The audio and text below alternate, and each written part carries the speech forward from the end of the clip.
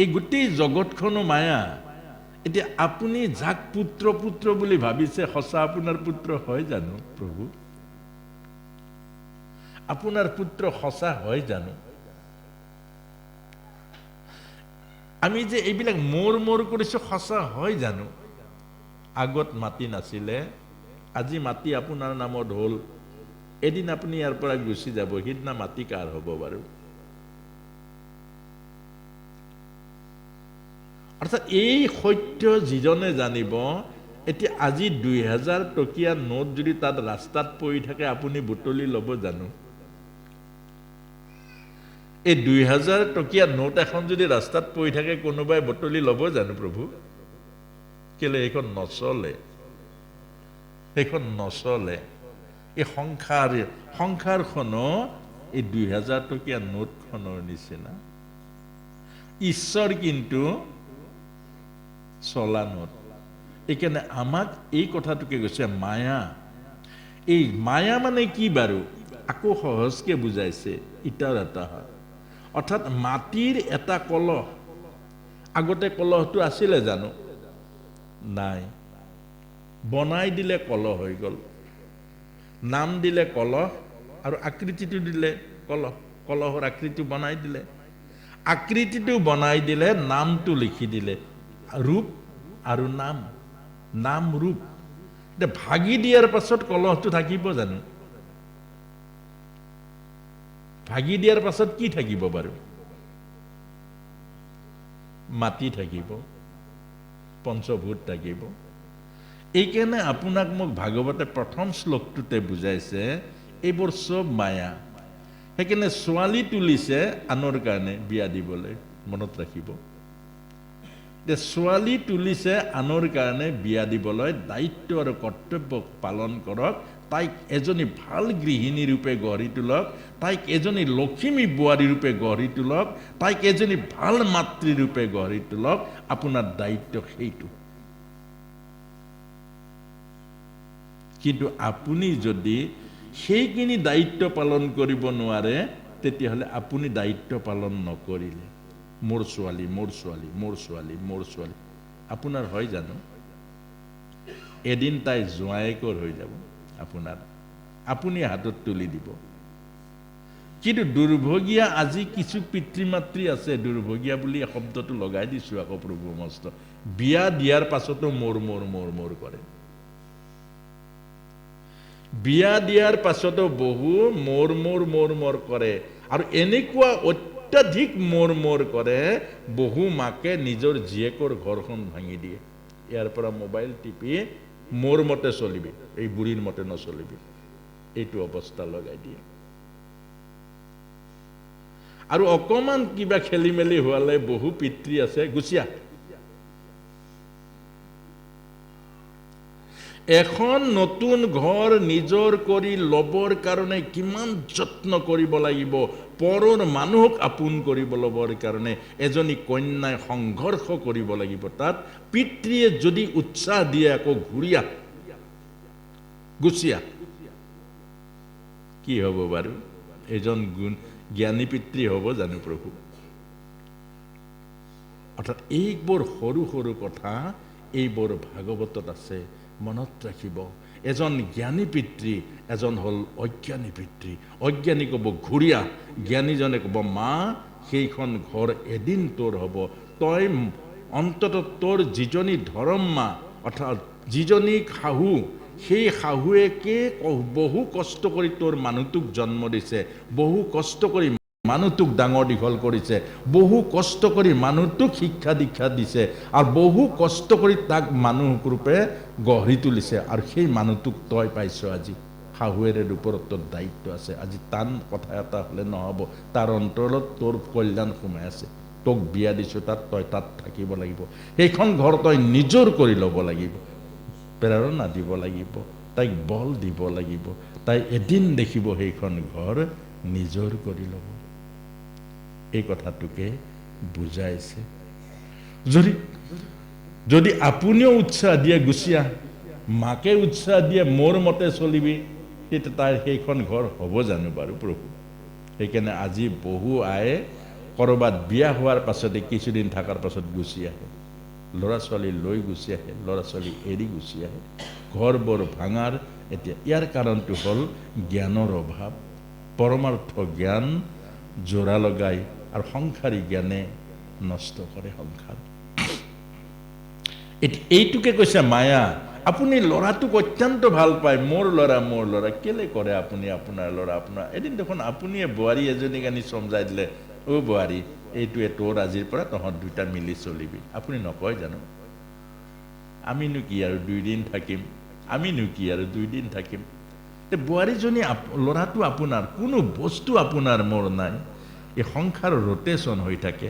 আজি আপুনি অফিচাৰ আছে, সেইখন চকীত আকৌ কোনোবা এজন বহিব এদিন আহি, আৰু আপুনিও পেঞ্চনৰ কাগজখন লৈ যায় সেইজনৰ ওচৰত ক'লে যে মোক আৰু কামটো কৰি দিয়ক। আৰু এইখন সংসাৰ, এইখন হ'ল মায়াৰ। আৰু এই মায়াৰ তত্ত্ববোৰ ৰূপ আমি বুজিব লাগিব। সেইকাৰণে আমাক শেষত কৈছে শ্লোকটোৱে, সত্যম পৰম ধীমহি। শ্লোকটো তাতে সামৰিছে, সত্যম পৰম, অৰ্থাৎ এই মায়াৰ সংসাৰত ভুল গৈ শত্ৰু মিত্ৰ আপোন পৰ এইবিলাকত লাগি নাথাকিব। অন্তিমত আপুনি ভগৱানৰ নাম ল'ব লাগিব। অন্তিমত ভগৱানক পালেহে জীৱন সাৰ্থক হ'ব। অন্তিমত যদি ভগৱানক নাপায়, অন্তিমত যদি ৰাম নাম মুখত নাহে, অন্তিমত যদি প্ৰভুক আপুনি স্মৰণ কৰিব নোৱাৰে, বাকী চববোৰ মিছা। এই মানৱ জন্ম মিছা, জ্ঞান মিছা, বুদ্ধি মিছা, বিবেক মিছা, হৃদয় মিছা, চব মিছা হৈ যাব। সেইকাৰণে আমাক শ্লোকটো সামৰিছে, সত্যম পৰম ধীমহি। মায়াত নফচিব। কোনোবাই মান সন্মান কৰিলে এইটোও মায়া, কোনোবাই অপমান কৰিলে এইটোও মায়া। এই মান সন্মান আৰু অপমান দুইটাৰ কোনো অৰ্থ নাই। ভোগ যিমান ভোগ কৰে সিমানে দুখ বাঢ়িব, ৰোগ বাঢ়িব, জিভাখন বাঢ়িব, এদিন খাব নোৱাৰা হ'ব, সিদিনা আপোনাৰ কষ্ট হ'ব। গতিকে আপোনাক মোক কৈছে কি, সত্যম পৰম ধীমহি। অন্তিমত প্ৰভুৰ নাম লোৱাটো কিমান টান। এতিয়াৰ পৰা অখৰা কৰক, ৰাম ৰাম ৰাম ৰাম ৰাম ৰাম ৰাম কৃষ্ণ কৃষ্ণ কৃষ্ণ। যি ভাল পায় প্ৰভুৰ নাম, প্ৰভুৰ নামৰ লগত যোগ কৰক, প্ৰভুৰ নামৰ লগত লগ প্ৰভুৰ নামৰ ৰস লওক। কৃষ্ণ কৃষ্ণ কৃষ্ণ কৃষ্ণ কৃষ্ণ কৃষ্ণ কৃষ্ণ কৃষ্ণ কৃষ্ণ কৃষ্ণ কৃষ্ণ। খালী সময়কণ সেই সৎব্যৱহাৰ কৰক। যেতিয়াই খালী সময় পাব, কৃষ্ণ কৃষ্ণ কৃষ্ণ কৃষ্ণ কৃষ্ণ কৃষ্ণ। কোনোবাৰ লগত কথা পাতি আছে, আপোনাৰ ভাল কথা পতা নাই, ক'ৰ অদৰকাৰী কথা পাতি আছে, আপুনি মনৰ পৰা বাদ দিয়ক, মন লগাই দিয়ক কৃষ্ণ কৃষ্ণ কৃষ্ণ কৃষ্ণ কৃষ্ণ কৃষ্ণ কৃষ্ণ। সেইজনে নহ'লে আপুনি আহিব নোৱাৰিব, এই বেয়া কথাটো শুনিলে আপোনাৰ মনটো নষ্ট হ'ব। তেতিয়া আপুনি কি কৰিব, মনটো কৃষ্ণত লগাই দিয়ক। সত্যম পৰম ধীমহি। সত্যক ধ্যান কৰক, সত্যক নেৰিব, ঈশ্বৰক নেৰিব, ঈশ্বৰক নাপাহৰিব আৰু ঈশ্বৰৰ লগত থাকিব। অন্তিমত ঈশ্বৰেহে গতি দিব। ল'ৰাই যে বহুতে আকৌ এইটো কথাই ভাবে, ল'ৰাই পিন্ধা চিন্ধা দিব, গায়ন বায়ন বজালে আৰু ফটোৰ তলততো লিখে থয় স্বৰ্গীয়। ফটোত স্বৰ্গীয় নিলিখে জানো? প্ৰাণবায়ু যোৱাৰ পাছত, মৃত্যুৰ পাছত ফটোখনত স্বৰ্গীয় নিলিখে জানো প্ৰভু? লিখে নালিখে? স্বৰ্গীয় লিখিলে স্বৰ্গ পাই জানো? এই ফটোখনত যে স্বৰ্গীয় লিখে, স্বৰ্গ পাই জানো? পাই জানো? আমাৰ সংসাৰখন কিমান মায়া আপোনাক চাওক। যিটো নাপায়, যিটো সত্য নহয়, গোটেই জীৱনটো দুখ কষ্টত খাটিলে, গোটেই জীৱনটো ল'ৰা ছোৱালীৰ পৰা শাস্তি পালে, গোটেই ঘৰখনে আপোনাক যাতনা দিলে, গোটেই ঘৰখনক আপুনি বিশ্বাস কৰি জীৱনৰ সৰ্বস্ব ত্যাগ কৰি ধন টকা পইচা ঐশ্বৰ্য বিভূতি সিহঁতৰ সুখৰ কাৰণে আপুনি ঘটিলে, আৰু সেইসকলে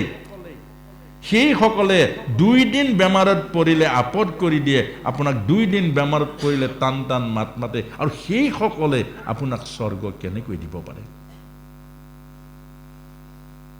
এই কথাটোকে বুজাইছে। এই সংসাৰত যিমান বস্তু আছে চব মায়া প্ৰভু। এজন ধৰক মানুহ ঢুকালে, শ্ৰাদ্ধ পাতিলে, তাত আপোনাক একাষাৰ ক'ব দিলে নিদিলে, আপুনি কিমান প্ৰশংসা গাব, মানুহজন এনেকুৱা সমাজৰ অমুক আছিলে তমুক আছিল, বাটৰ গৈ আপুনিও কৈ ই বৰ বদমাছ আছিলে, এতিয়া উপায় নাই ক'ব লগা হ'ল। আৰু আমি বৰ তেনেকুৱা, এই সংসাৰখনে তেনেকুৱা। আপোনাৰ আগত যিজনে প্ৰশংসা কৰে সেইজনে পাছত নিন্দা কৰিব, আপোনাক অতি মৰম যিজনে কৰিব সেইজনে আপোনাক কন্দুৱাব, চকু পানী উলিয়াব। সেইকাৰণে আপোনাক মোক এটাই বুজাইছে, এই মায়াৰ সংসাৰ, দুদিনীয়া সংসাৰ, দায়িত্ব আৰু কৰ্তব্য পালন কৰক, কাৰো লগত সম্পৰ্ক নকৰিব, আত্মাত্ৰ হৃদয়ত প্ৰভু ভগৱন্তক স্থান দিয়ক। প্ৰভু ভগৱন্তই আপোনাক নেৰে আৰু প্ৰভু ভগৱন্তই মোকো নেৰে। গতিকে যিজনে নেৰে, সুখে দুখে যিজনে নেৰে, যিজনে জীৱনৰ সৰ্বস্ব দান কৰি আমাৰ দিছে, জ্ঞান দিছে, বুদ্ধি দিছে, হৃদয় দিছে, সকলো প্ৰভুৱে দিছে আমাক, আৰু সেই প্ৰভুক আমি পাহৰি যাওঁ। এইটোৱে আমাৰ অপৰাধ। দিনটোৰ 24 ঘণ্টা খোৱাৰ চিন্তা কিমান কৰে, ফুৰাৰ চিন্তা কিমান কৰে, সংসাৰৰ চিন্তা কিমান, প্ৰভুৰ চিন্তা কিমান কৰে? নিজকে সুধি চাওক, নিজকে সুধি চাওক, প্ৰভুৰ চিন্তা কিমান সময় কৰে? প্ৰভুৰ চিন্তা যিকণ সময় গুৰু ঘৰত সোমাওক, সেইকণ সময়ো মনটো স্থিৰ নাই। ভকত সকামলৈ আহিলেতো আৰু সেইটো সেই সমস্যা, নামটো ছুটি কৰক। এতিয়া আমি প্ৰভুৰ যিজনে ইমানবোৰ দিছে, জীৱনে অন্তিমত লগ দিব, যিজনে অন্তিমত গতি দিব, সেইজনক আমি পাহৰো। এইটোৱে হ'ল মায়া। আজিৰ পৰা মনত পেলাই দিছে, আজিৰ পৰা নাপাহৰিব। আই মাতৃসকলে মনে মনে কৃষ্ণক ভাল পায়নে? চবে কৃষ্ণ নামটোৱে লওক। কোনোবাই কৃষ্ণ, কোনোবাই ৰাম, কোনোবাই হৰি, কোনোবাই নাৰায়ণ। আপোনালোকে অভ্যাস এটা কৰকচোন, এই ভাগৱতটো বাৰু আপোনালোকে ৰক্ষা কৰক, যে আজিৰ পৰা অন্ন বনাওঁতে কৃষ্ণ কৃষ্ণ কৃষ্ণ কৃষ্ণ কৃষ্ণ কৃষ্ণ কৃষ্ণ কৃষ্ণ কৃষ্ণ, মনটো মনেৰে কৃষ্ণ কৃষ্ণ ভাৱনাৰে অন্ন বনাওক। এমাহ অন্ন আপোনাৰ হাতে অন্ন খালে ঘৰখন পৰিৱৰ্তন হৈ যাব, ল'ৰা ছোৱালীৰ মন পৰিৱৰ্তন হৈ যাব, স্বামীৰ মন পৰিৱৰ্তন হৈ যাব। এমাহ যত্ন কৰক। চোতাল সাৰোঁতে কৃষ্ণ কৃষ্ণলৈ চোতাল সাৰক, আপোনাৰ ঘৰ দেৱৰ দুৰ্লভ হ'ব, দেৱতাই বাঞ্ছা কৰা ঘৰ হৈ যাব। ভকতিৰ ৰস বব, ভকতিৰ নিজৰা বব। আপোনাৰ অপয় অমংগল, ভূত প্ৰেত আপোনাৰ ঘৰত প্ৰৱেশ কৰিব নোৱাৰিব। সেইকণ সময়তো কাম নাই একো, কৃষ্ণ কৃষ্ণহে ক'ব লাগে। তে কৃষ্ণ কৃষ্ণ নাম লৈ, ভগৱানৰ নাম লৈ ঝাৰু মাৰক, ভগৱানৰ নাম লৈ অন্ন বনাওক, ভগৱানৰ নাম লৈ কাম কৰক। আপোনাৰ ঘৰখন সুন্দৰ হ'ব, পৰিৱৰ্তন হ'ব, সুখৰ হ'ব। এইটোৱে আমাক কৈছে সত্যম পৰম ধীমহি। সত্যক নেৰিব। কোন সময়ত প্ৰাণবায়ু গুচি যায় আপুনিও নাজানে, ময়ো নাজানো, কোনো নাজানো। গতিকে সত্যক নেৰিব, অৰ্থাৎ প্ৰভুক হৃদয়ৰ মাজত ধাৰণ কৰক, প্ৰভুক হৃদয়ৰ মাজত নাম ৰাখক। দেখিব এইটো প্ৰথম শ্লোকে আপোনাক মোক কৈছে মানৱ জীৱন সাৰ্থক হৈ যাব।